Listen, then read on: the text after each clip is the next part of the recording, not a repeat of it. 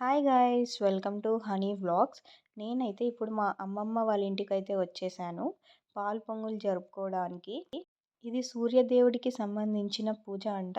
ఇక్కడ ఇదైతే చూస్తున్నారు కదా, అందరూ బియ్యం అలా వేస్తున్నారు. ఇది సూర్యదేవుడికి నైవేద్యం చేయడానికి. అందరితో బియ్యం, పాలు, బెల్లం ఇలా అందరితో వేయిస్తారు.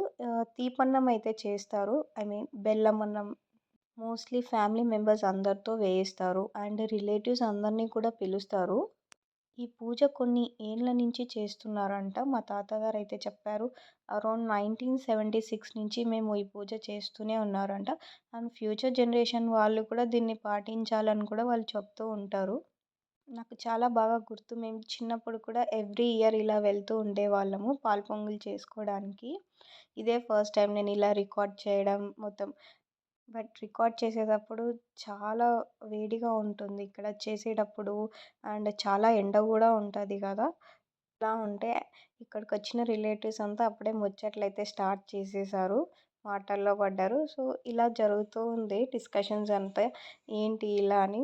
నేనైతే చెప్తూ ఉన్నా మా రిలేటివ్స్కి, నేను యూట్యూబ్ ఛానల్ స్టార్ట్ చేశాను కొత్తగా, ఇలా హనీ బ్లాగ్స్ అని చెప్పి వాళ్ళకి చెప్తూ ఉన్నాను, సబ్స్క్రైబ్ చేసుకోండి అండ్ సో అని అన్నీ చెప్తూ ఉన్నాను. వాళ్ళైతే వింటున్నారు కానీ నా కజిన్స్ అయితే నవ్వుతున్నారు. ఏంటి నువ్వు ఇలా అప్పుడే స్టార్ట్ చేసేసావా అలా ఇలా అని నవ్వుతూ ఉన్నారు. నేను ఛానల్ పెట్టాను, ఇది నా సెకండ్ వీడియో. సో నేను ఇలా అవన్నీ రికార్డ్ చేస్తుంటే వాళ్ళు నవ్వుతూ ఉన్నారు. ఇంకా టైం అయిపోయింది, సో అందరు పిలుస్తున్నారు రండి ఇంకా పూజ చేద్దామని.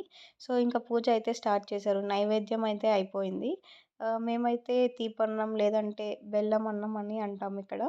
సో నైవేద్యం అయితే తయారైపోయింది, ఇంకా పూజ స్టార్ట్ చేయాలని చెప్పి స్టార్ట్ చేసేసారు. అత్త అయితే ఇంక అన్నీ రెడీ చేస్తుంది. మా మామ వచ్చి టెంకాయ కొట్టడానికి అన్నీ సర్దిచ్చేస్తుంది, ఇక్కడ పెడుతుంది అన్నీ తను.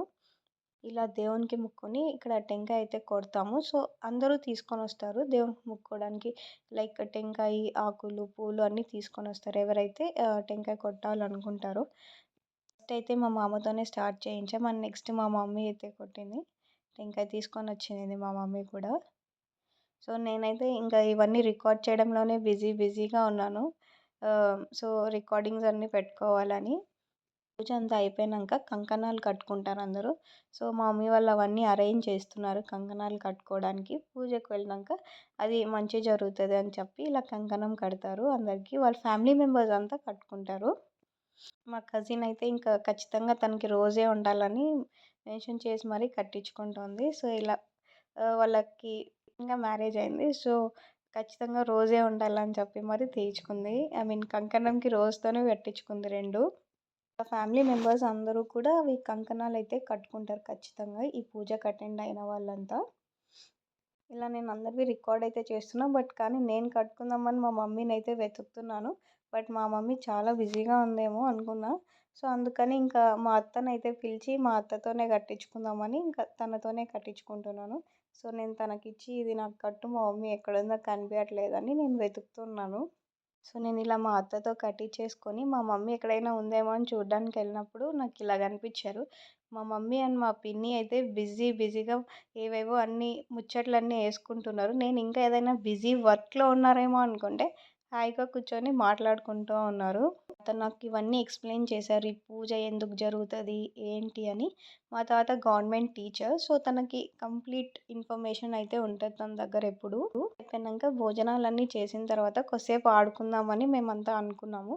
సో ఇంకా చిన్నప్పుడు మేము 4 కార్నర్స్ అయితే ఆడేవాళ్ళము. సో ఇప్పుడు కూడా ఆడదాం అంటుంటే ఇంకా ఇలా అయితే ఆడుకున్నాం. నచ్చితే లైక్ చేసి షేర్ చేయండి, సబ్స్క్రైబ్